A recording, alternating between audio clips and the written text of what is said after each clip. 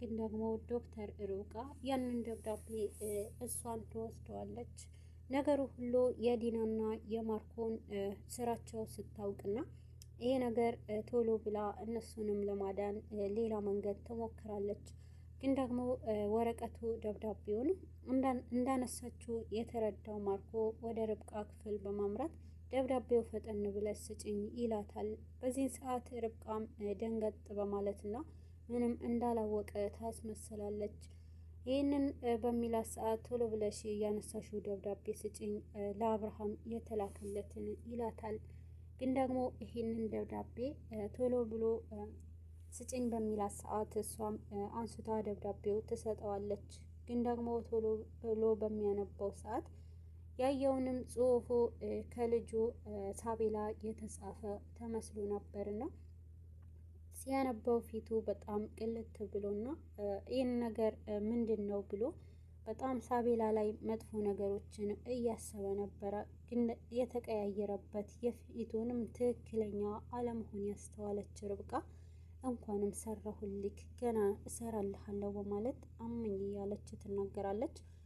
ይሄ ነገር ደብዳቤውንም ካየ በኋላ ወደ ዲና በማምራት ይሄ ነገር ደብዳቤውን አየሽቺ ዶክተሯ እሷ ጋር ነበረ እጅ ተደፋፍራናለች በማለት ይነግራታል። በዚህን ሰዓት እኔ እኮ የዚች ዶክተር ድፍረቷን ነው አሁን ላይ በጣም እኔ ክፍል እንዴት ልትገባ ትችላለች እኔና ባሌ ክፍል በማለት ለማርኮ ትነግረዋለች። ማርኮ ደብዳቤው ላይ ያለው ነው ከምንም በላይ የሚያናድደው በማለት ደብዳቤውን ልታነበው ይሰጣታል። ደብዳቤው ሲያነቡት ከሳቤላ ስለ አባቷ ደህና መሆን የሚወራ ሲሆን ይህ ነገር ሳቤላ ልታደርገው አትችልም መንቃት አለብን ብላ ጥርጣሬ ውስጥ ትገባለች። ይህንን ጊዜ በጣም በመናደድና እኔ እኮ ግን ነግሬሻለሁ ይሄ ነገር በማንም ሊሆን አይችልም ልጅቷ ናት ለአባቷ እየተናገረች እውነት ለመናገር እየሞከረች ነው ቢላትም ይሄ ነገር አላማረኝም እነ ልዩ ቤተሰብ ጋር ሰው እንድታስቀምጥ አካባቢያችንን በማለት ትነግረዋለች። ግን ደግሞ ይሄን ነገር እሺ በማለትና እሳት የተባለውንም ሰው ግቢያቸው እንዲጠብቅ ያደርጉታል። ነገር ግን ግቢውንም የጠበቀው በጣም በሩቅ ሆኖና እዚሁ የነ ልዩ የነ አብርሃም ቤት የሚጠብቅ ሰው እንዳልሆነ አስመስለው ነበረ። በዚህን ሰዓት ግን ይህንን ደብዳቤ ለማርኮ ካሳመነችው በኋላ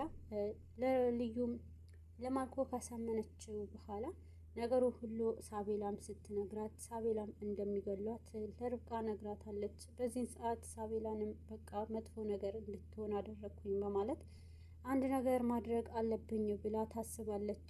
ይህን ነገር በዚህን ሰዓት ቶሎ ብላ ዶክተር ርብቃም ለአብርሃም ደብዳቤው ትሰጠዋለች። አብርሃምም ደብዳቤው ባነበበ ሰዓት የትም እንደማይሄድ ሲነግራት ማንን ደብዳቤው እንደላከላት ይጠይቃታል። ግን ደግሞ ደብዳቤው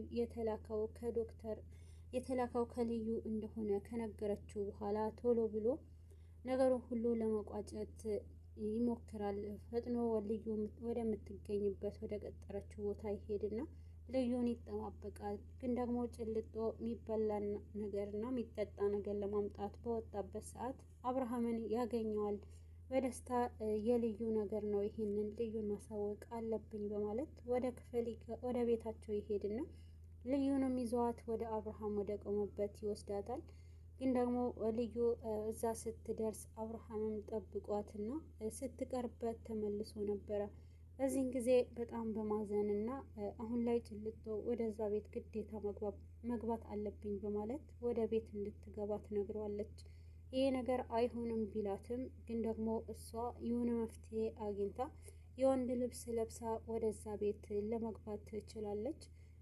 ግን ደግሞ ወደ ቤት በምትገባበት ሰዓት የተመለከተውንም ከሩቅ ሆኖ እንዲከታተል የተደረገውንም ሰው ቤት ፎቶ አንስቷትና ለማርኮ ይልክለታል።